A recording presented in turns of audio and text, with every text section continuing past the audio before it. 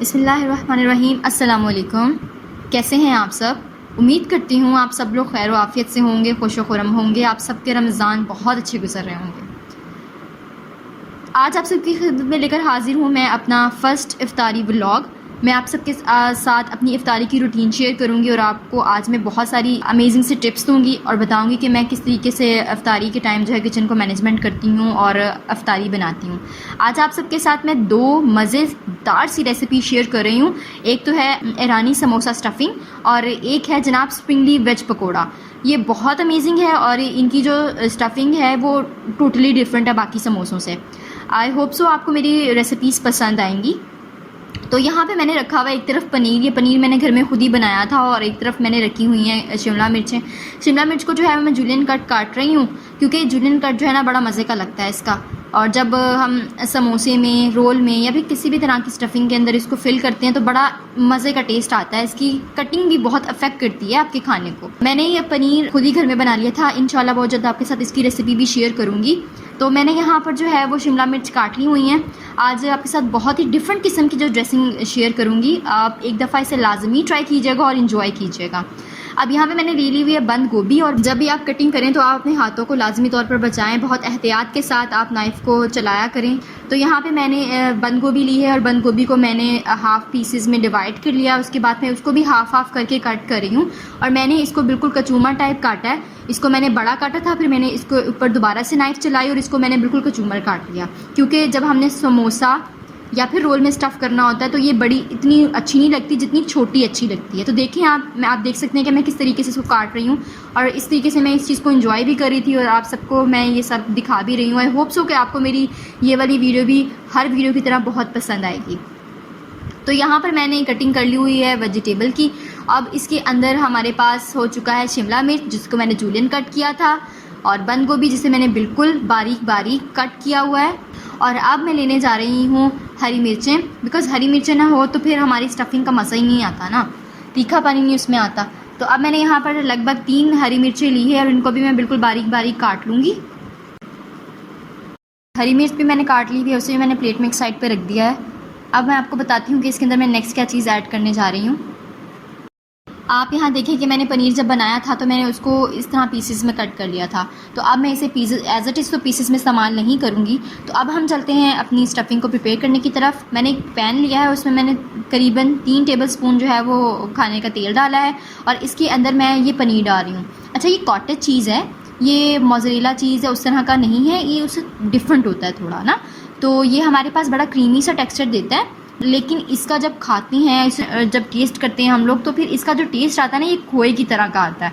तो ये एक कॉटेज चीज़ है, पनीर बहुत ही सेहतमंद चीज़ है। अपने बच्चों को ज़रूर आप दिया करें नाश्ते में, या फिर उनको अंडे में मिलाकर दे दिया, या फिर उसको टोस्ट पे लगा करके दे दिया।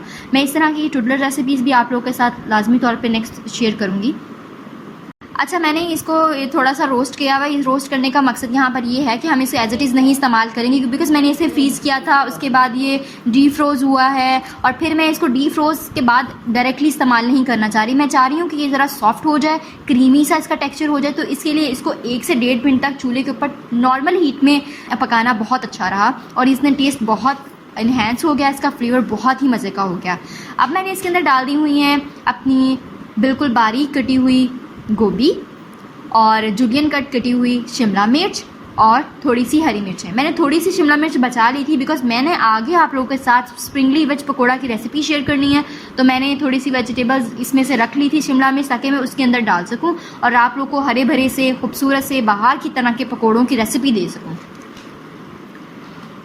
अब 1 से 1.5 मिनट हो गया हुआ है और ऑलमोस्ट मैंने हल्का सा इसे रोस्ट किया। हल्का सा नमक जाएगा, सॉल्ट टू टेस्ट, अपने टेस्ट के मुताबिक डालिए, ठीक है। और फिर मैं इसके अंदर ऐड करूँगी चाट मसाला। चाट मसाला भी यहाँ पर मैं ऐड कर रही हूँ। ये ऑलमोस्ट मेरे पास ख़त्म हो चुका था, तो मैंने कहा था अभी इसके ऊपर सारा ऐड कर दिया जाए। ये मैंने इस पर ऐड कर दिया हुआ है और चूल्हा मैंने बिल्कुल बंद कर दिया हुआ है। और अब हम इसके हल्का सा हिला लेंगे और हमारी स्टफिंग तैयार है।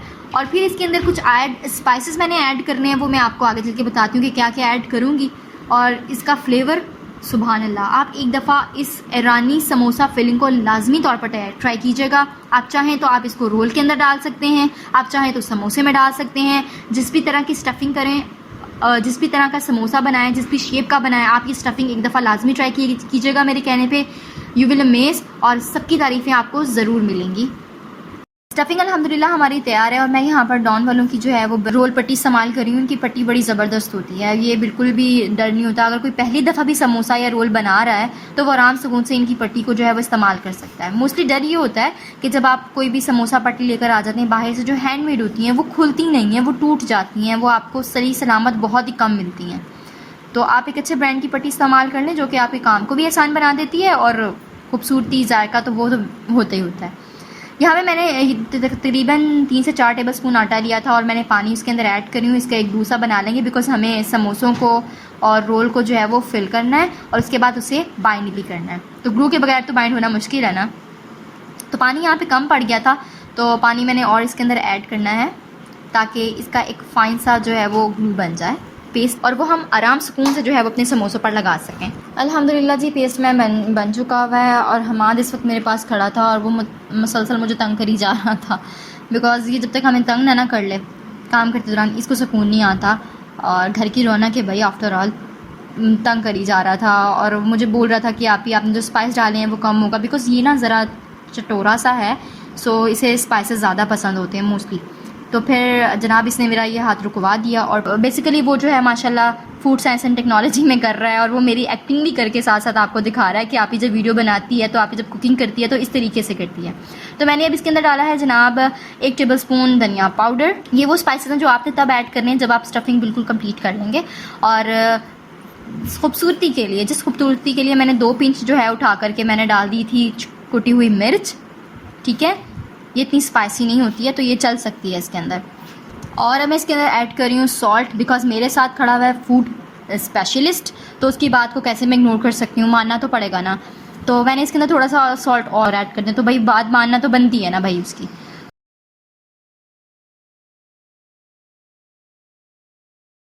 अब मैं इसके अंदर ऐड कर रही हूँ लगभग 1 कप के करीब स्वीट कॉर्न। ठीक है, इसे बिल्कुल भी हीट नहीं किया हुआ, एज इट इज़ आपने यूज़ करना है।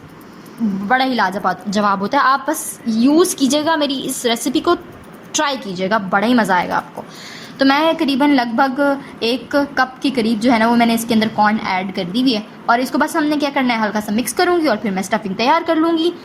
आप लाजमी तौर पर ईरानी समोसा फिलिंग को ट्राई कीजिएगा।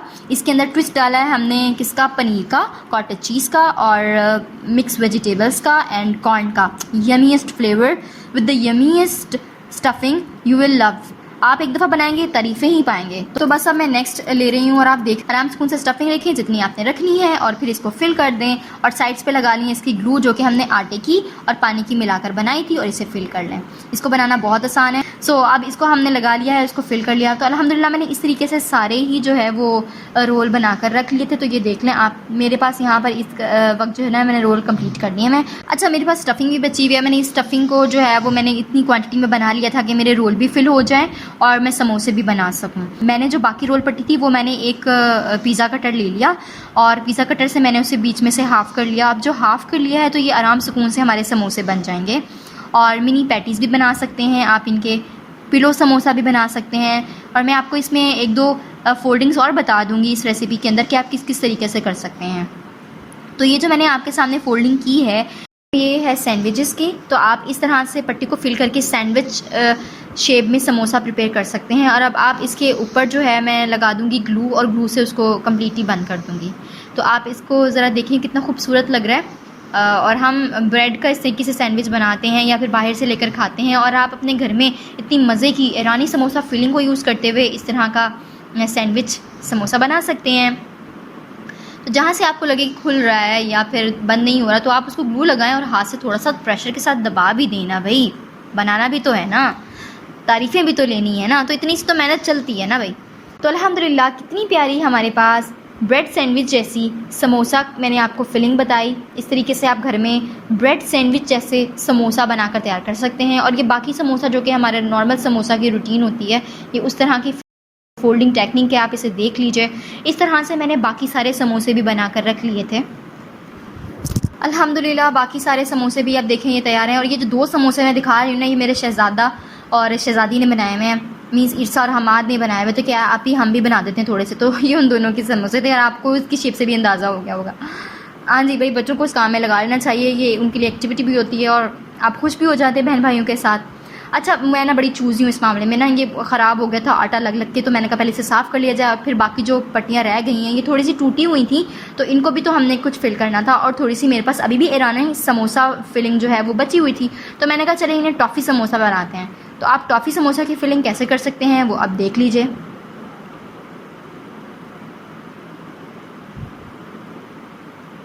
इसे अच्छे से रोल कर देंगे और हर तरफ से इसको वो लगा देंगे, बाइंडिंग मटेरियल इसका लगा देंगे और इसे इस तरीके से अपने हाथों की मदद से अच्छे से दबा देंगे। तो देखिए कितनी प्यारी सी टॉफ़ी समोसा फिलिंग आपके पास तैयार है। ये अच्छा, अगर जुड़ नहीं रहा होता तो आप परेशान होने की कोई बात नहीं है, आप उसके अंदर थोड़ा सा ग्लू और लगाएं और जोड़ दें। तो इसी तरह से मैं बाकी सारी भी टॉफ़ी समोसा फिलिंग तैयार कर लूँगी। अल्हम्दुलिल्लाह ये सब तैयार हैं। तो मैंने वो फ्रिज से निकाल कर लाई वो प्लेट और उसके ऊपर मैंने ये रखा, क्योंकि मेरे पास कुछ और टाइम अभी बाकी था। मैंने सबसे पहले आपके साथ ईरानी समोसा फिलिंग की रेसिपी और उनको फिल करने का तरीका शेयर किया। अब आती है बारी सफाई की। अब नेक्स्ट मैं आपके साथ शेयर कर रही हूँ स्प्रिंगली वेज पकौड़ा। बड़े ही यमी, बड़ा ही मज़ेदार, बहुत ही मज़ेदार। लेकिन इसमें भी मैंने एक ट्विस्ट लगाया है, वो ट्विस्ट ज़रा देखिए आगे वीडियो में आपको पता लगेगा क्या ट्विस्ट लगाया है। आप भी लगा लें तो यकीन जाने ना सारे आपकी तारीफ़ें ही करते रहेंगे और बोलेंगे रेसिपी बता दो, रेसिपी बता दो। ओके जी, इसे अब हम काट लेते हैं बारीक बारीक। मैं इसे बारीक बारीक काट रही हूँ, ठीक है। इतनी बड़ी बड़ी इतनी ज़्यादा मज़े की नहीं लगती, बारीक बारीक ज़्यादा अच्छी लगती है। तो मैंने बारीक बारीक पालक जो है वो काट ली हुई है जी, कटिंग हो चुकी हुई है। अब मैं एक बाउल ले रही हूँ और इसके अंदर मैं ये सारी वेजिटेबल्स जो है वो कट कर डाल दूँगी। तो अब जो है वो नेक्स्ट वेजिटेबल हमारे पास यहाँ पर रखी हुई थी मैंने बंद गोभी, और अब मैं बंद गोभी को इस्तेमाल करूँगी इसके अंदर। अच्छा, ईरानी समोसा फिलिंग के अंदर जब मैंने बंद गोभी को कट किया था तो मैंने उसको बिल्कुल बारीक कट कर लिया था, जैसे कहते हैं कचूमर कट कर लिया था। सो बारीक बारीक ना। लेकिन जब हमने स्प्रिंगली वेज पकोड़ा बनाना है तो उसके अंदर हमने इसको ज़रा लंबा लंबा ही रखना है, like just like julienne cut. ये लंबा लंबा बहुत ज़बरदस्त लगता है, ठीक है ना। तो हमने इसे लंबा लंबा काटना है। और अब मैंने ऐड करना है इसके अंदर 2 बड़े आलू और एक दरमियाने साइज़ का अनियन, और इन्हें भी जूलियन कट करेंगे और इसके अंदर ऐड कर देंगे।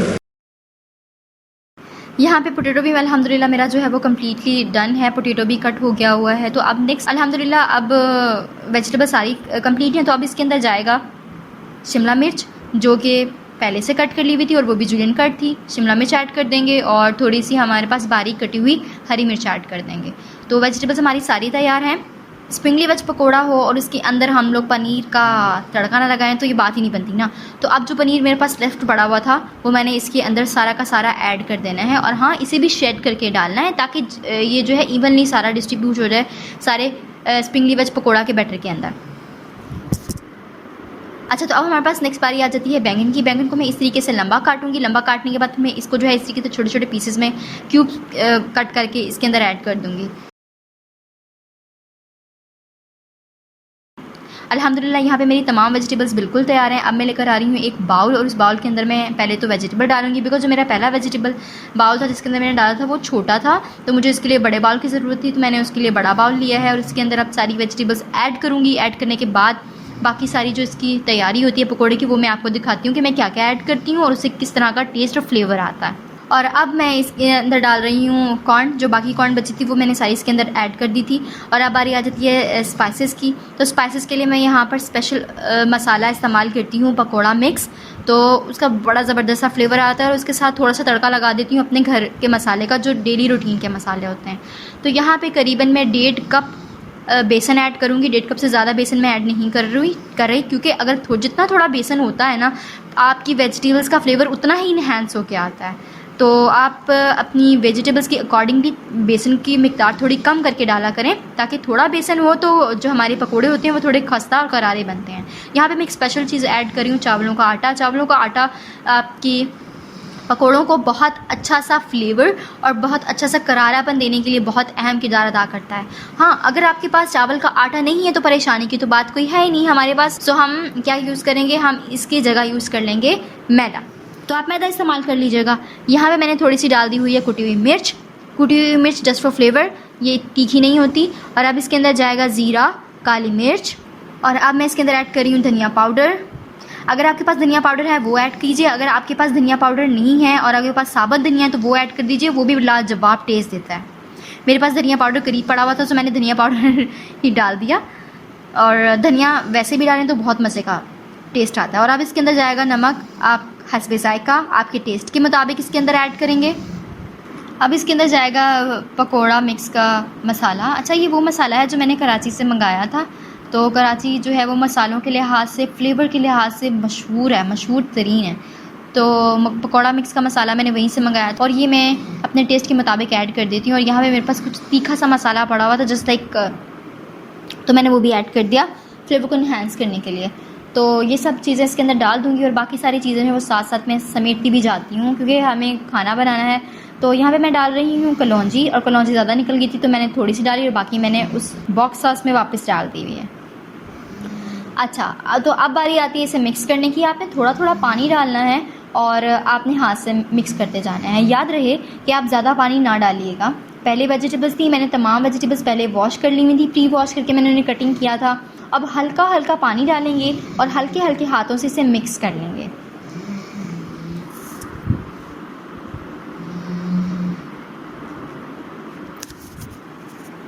हाफ़ कप के करीब मुझे इसमें पानी लगा है, तो मैंने इसके अंदर हाफ़ कप के करीब पानी डाला है, और पानी डाल के मैंने आपके सामने ये थिक सा पेस्ट बना लिया है। क्योंकि आपको पता है जो वेजिटेबल्स हैं जब इनके साथ स्पाइसेस ऐड होते हैं तो अपना पानी भी छोड़ती हैं, तो इसलिए ज़्यादा पानी आपने नहीं डालना। मैंने ये थोड़ा सा हार्ड रखा है, कम पानी के साथ बनाया है। इसे मैं 5 से 6 मिनट के लिए, इसे मैं 5 से 8 मिनट के लिए रेस्ट पे दूंगी। तो जब तक ये रेस्ट पे है तो मैं दूसरा काम कर लेती हूँ। तो आइए, दूसरा काम मैं क्या कर रही थी कि मैंने सारी चीज़ें पहले समेटी हैं। समेटने के बाद मैंने 2 यहाँ पर ट्रे ली हैं, और अब मैं काटूंगी इसके अंदर फ्रूट। तो आज मैं जो फ्रूट इस्तेमाल कर रही हूँ उसमें है खरबूजा,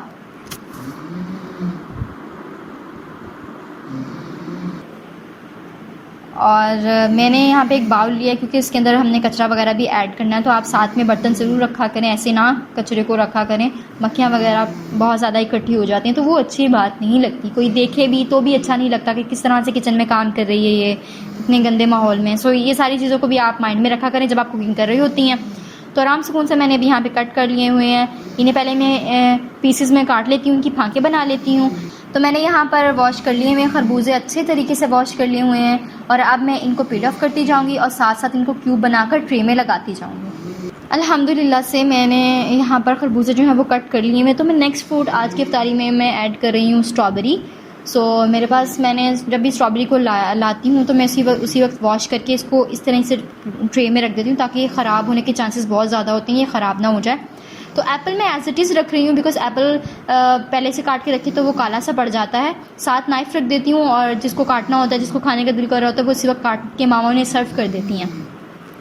तो मैं यहाँ पर स्ट्रॉबेरीज़ को लेकर इस तरीके से प्लेट में खूबसूरती से सजा रही हूँ, क्योंकि जब खाना खाया जाता है तो खाने को खाने से पहले, टेस्ट करने से पहले आँखों से टेस्ट कर लिया जाता है। तो आँखों के ज़रिए वो आपके दिल में उतरता है, फिर तो कहीं बाद में जाके वो आपके हलक से टमी में जाता है। तो पहले आप उसे खूबसूरत प्रेजेंटेशन रखें ताकि खाने वाले का जो जिसके लिए आप एहतमाम करें जिनके लिए, तो उनको देख के दिल भी खुश हो जाए। तो यहाँ पे रखूँगी बनानास। ये सारे अल्हम्दुलिल्लाह मेरे पास रेडी हो चुके हैं। नेक्स्ट मैं प्रिपेयर कर लेती हूँ शरबत का। शरबत बना रही हूँ रूह अफ़ज़ा। यहाँ पे मैंने 1.5 कप चीनी रखी थी जिसमें से मैं 1 कप इस्तेमाल कर रही हूँ, ठीक है। और जो आधा कप है उसमें से 3 से 4 टेबलस्पून और ऐड कर दूँगी। हल्के चूल्हे में मैंने इसे रख दिया हुआ है ताकि इसकी जो चीनी जो है वो मेल्ट होना शुरू हो जाए, और साथ साथ इसको हम हिलाते रहेंगे। और आप साथ में बर्तनों को ज़रूर साफ़ किया करें, चीज़ लगी हुई होती है तो उसे भी साफ़ कर लिया करें, ज़ाया कुछ भी ना किया करें।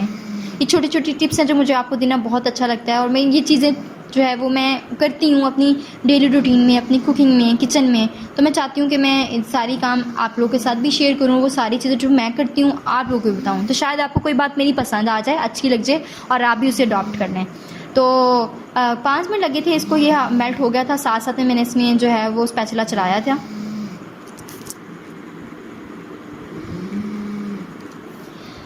अच्छा, तो यहाँ पर मैंने रख दी हुई है कढ़ाई, और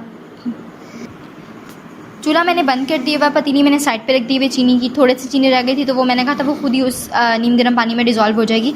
तो यहाँ पे मैंने कढ़ाई चढ़ा दी है चूल्हे पे, इसमें ऑयल डाल दिया हुआ है, और अब मैं बिस्मिल्लाह कर रही हूँ पकोड़ों के लिए। तो इस तरीके से मैं हाथ से पकोड़े बनाने का तो मज़ा ही लाजवाब होता है ना, इतना मज़ा आता है, इतनी मज़े की फीलिंग आती है हाथ से इस तरीके से प्यारा से पकोड़े की शेप बनाकर उसे कढ़ाई में डालना।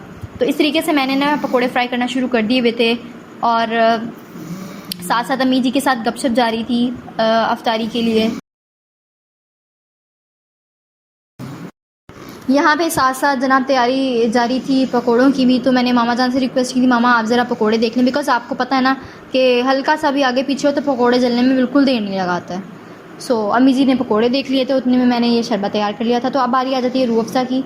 सो मैं 1 कप भर के रूह अफ़ज़ा इसके अंदर ऐड करूँगी और इसको अच्छे से हमने जो है वो शेक करना है ताकि अच्छे से मिक्स हो जाए। और फिर इसके अंदर एक बोतल पानी ऐड कर देंगे।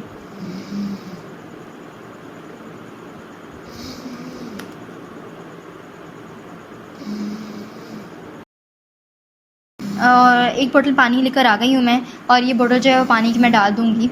तो अमूमन जितने हमारे घर के अफराद हैं, 6 अफराद हैं, अल्हम्दुलिल्लाह से हम लोग और सबका एक गिलास बन जाता है। एक्स्ट्रा हो जाए तो वो पड़ा रहता है, वो ज़ाया हो जाता है। तो वो चीज़ अम्मी हमें अलाउ नहीं करती कि आप एक्स्ट्रा बना लें कुछ और उसे रख लें, क्योंकि बस जितना पिया जाता है अफ्तारी के दस्तरखान पर ही पिया जाता है, उसके बाद तो बस पानी ही पिया जाता है। शरबत बहुत कम इसकी तलब होती है, तो ज़ाया करने से बेहतर है कि आप चीज़ बनाएं उतनी जितनी इस्तेमाल हो जाए। अब बारी आ जाती है बर्फ़ की। अच्छा, जब रूह अफ़ज़ा की बात हो और बीच में डाला हो लेमन और चिल्ड ना हो तो मज़ा नहीं आता। तो इसके अंदर मैंने डाल दिया हुआ था बर्फ़, कुछ क्यूब्स थे और बाकी एक पीस जो है ना वो बर्फ़ का मैंने इसमें डाल दिया था। अल्हम्दुलिल्लाह सुम्मा अल्हम्दुलिल्लाह पकोड़े जो हैं वो बन के बिल्कुल तैयार हो चुके हुए हैं। ये लास्ट था, ये मैंने पकोड़े निकाल लिए हुए हैं और आप पकोड़े देखें अल्हम्दुलिल्लाह बहुत अच्छे बन के तैयार हुए हैं। रोल बनाकर फ्रिज में रख दिए हुए थे, वो फ्रिज से मैं अभी लेकर आई थी। तो मैंने इसको 3-3 करके जो है वो रोल मैंने फ्राई कर दिए थे और अल्हम्दुलिल्लाह बहुत ही ज़बरदस्त खुशबू आ रही थी। अच्छा, एक टिप मैं आपको दूं जो मेरी वालदा मुझे दिया करती हैं, जब भी मैं खाना बनाती हूँ, ख़ुसूसी तौर पर जब मैं कुछ फ्राई कर रही होती हूँ या फिर मैं सूजी का हलवा बना रही होती हूँ, तो मेरी वालदा मुझे कहती हैं सादिया अपने पास रख लिया करो एक बादाम, ताकि आपको पता लगे कि बादाम के कलर से ज़्यादा तेज़ आपने इसको नहीं करना। अगर आप कोई चीज़ फ्राई कर रही हैं, वो समोसा हो जाए, वो पकोड़ा हो जाए, वो रोल हो जाए, या फिर आप कोई हलवा बना रही हैं सूजी के साथ, तो आपने इससे ज़्यादा तेज़ नहीं करना, बिकॉज़ अगर आप इसे ज़्यादा डार्क कलर कर देती हैं तो बेटा वो जले हुए कलर की तरह जो है ना वो प्रिटेंड होना शुरू हो जाता है, ज़ाहिर होना शुरू हो जाता है। तो आपने कम ही जो है वो इसको फ्राई करना होता है ताकि इसका कलर बड़ा खूबसूरत सा है। अम्मी जी बिल्कुल मेरे साथ खड़ी थी और अम्मी जी मुझे बता रही थी कि बच्चे आप इसको इसी तरीके से कीजिए। अच्छा, जब आप खाना बना रहे होते हैं, कुकिंग कर रहे होते हैं, तो अम्मी जान की जो छोटी छोटी टिप्स होती हैं ना, ये बड़ी ही ज़बरदस्त होती हैं और ये लाइफ़ टाइम गारंटी के साथ आपके लिए लाइफ़ टाइम जो है वो एक शील्ड का काम करती हैं जब भी आप किचन में कुछ कुकिंग कर रहे होते हैं। तो आप देखिए, मैंने मामा जानी के साथ साथ उनसे बातें भी करती रही हूँ और उनकी टिप्स भी आपसे शेयर की, और कितने अच्छे से रंग के, खूबसूरत से रंग के जो है ना गोल्डन ब्राउन से हमारे पास रोल बन के तैयार हैं। तो मैंने इस तरीके से बाकी जो मेरे पास टॉफ़ी समोसा थे वो भी मैंने प्रिपेयर कर लिए हैं, और जो मेरे पास समोसे फिलिंग थी वो भी मैंने अल्हम्दुलिल्लाह प्रिपेयर कर लिए हैं। तो अब यहाँ पर लगाया जा रहा है दस्तरखान। दस्तरखान लगाने में भाईजान बहुत हेल्प करती हैं, तो भाईजान जो है वो दस्तरखान लगा रहे थे, मैं किचन में थी और अल्हम्दुलिल्लाह से अफ्तार की तैयारियाँ हो रही थी। अब तो आप देखिए कि मेरे घर में दस्तरखान कैसे लगाया जाता है। आज की अफ्तार जो है वो बड़ी स्पेशल है, बिकॉज़ आज मैं अपनी यूट्यूब फैमिली के साथ भी अफ्तार अपनी शेयर कर रही हूँ। आप सबकी दुआओं की तलबगार हूँ, आप सबकी सपोर्ट की तलबगार हूँ। मैं उम्मीद कर रही हूँ कि आपको मेरी ये वीडियो भी मेरी बाकी वीडियोज़ की तरह बड़ी पसंद आएगी। तो जब अफ्तारी का वक्त होता है, एक बात मेरी आप याद रखिएगा, जब अफ्तारी का वक्त होता है हम इतना एहतमाम करते हैं, उन एहतमाम के साथ साथ हमें उन एहतमाम में अपने पड़ोसियों को भी शामिल हाल रखना चाहिए। तो वालदा प्लेट बनाकर दे रही थी, हम लोग जो ये प्लेट जो है वो पड़ोसी में तकसीम कर कर आए और अब बैठ गए हैं। दुआ के लिए हाथ हैं, अल्लाह करीम से दुआ है कि अल्लाह करीम हमारे तमाम रोज़ों को कबूल व मंजूर फरमाए और हमें उन तमाम कामों पर, उन तमाम तालीमात पर अमल करने की तौफीक अता फरमाए जिससे कि वो और उसका हबीब मुकर्रम सल्लल्लाहु अलैहि वसल्लम राज़ी हो जाएं। उम्मीद करती हूँ आपको मेरी आज की वीडियो पसंद आई होगी। मिलती हूँ आपसे एक नई वीडियो में, अपना ख्याल रखिएगा। तब तक सादिया शेख को इजाज़त, अल्लाह हाफ़िज़।